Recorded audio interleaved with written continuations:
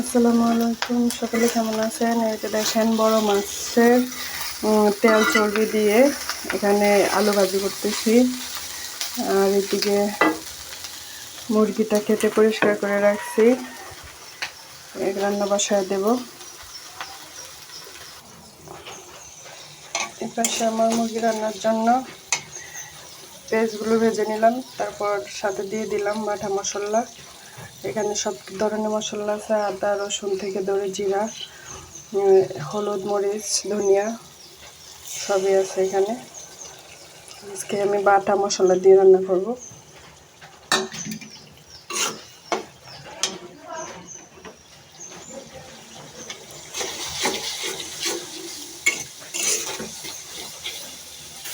মশলাটা কষানোর জন্য বাটাটা দিয়ে পানি দিয়ে দিলাম।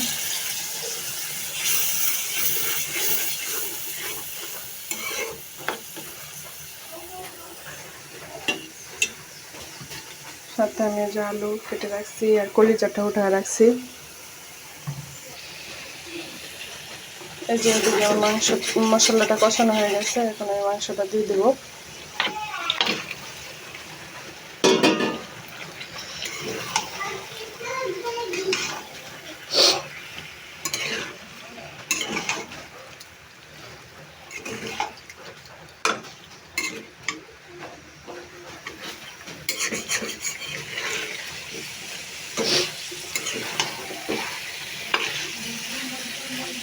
এটা ভালোভাবে কষানো হলে তারপর আমি আলু দিব। এই যে আমার মাংস কষানো হয়ে গেছে, এখন আমি আলুটা দিয়ে দেব। কলিজাটা এখন দিব না, ঝুল আসলে ঝুল দেওয়ার সময় দেব। আলুটা কষায় নিই।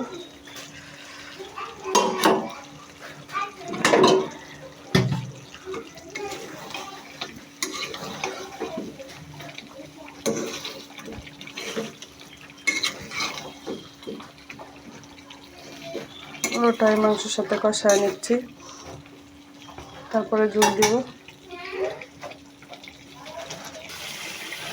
এই যে আমি এখন আলু সহ মাংস কষানো হয়ে গেছে, এখন আমি ঝোলটা আর কলিজাটা দিয়ে দেব।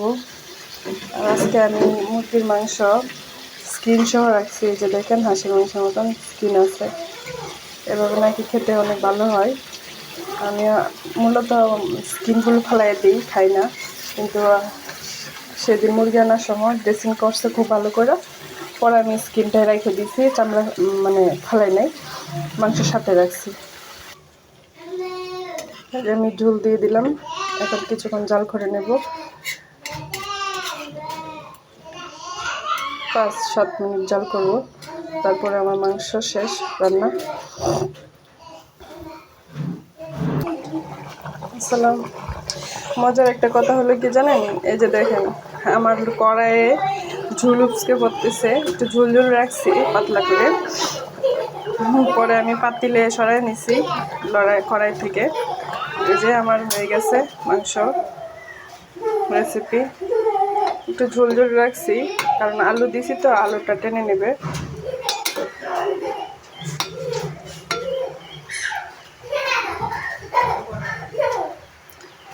আমার রান্না কমপ্লিট, তারপর আবার দেখায় দিচ্ছি কি কি রান্না করলাম।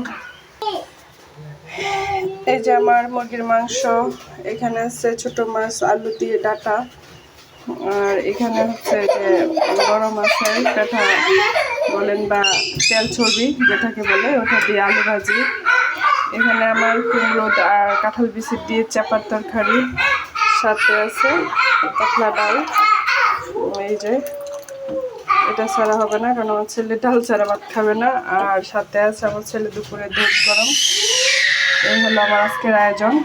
সবাই দোয়া করবেন, ভালো থাকবেন। আল্লাহ হাফেজ।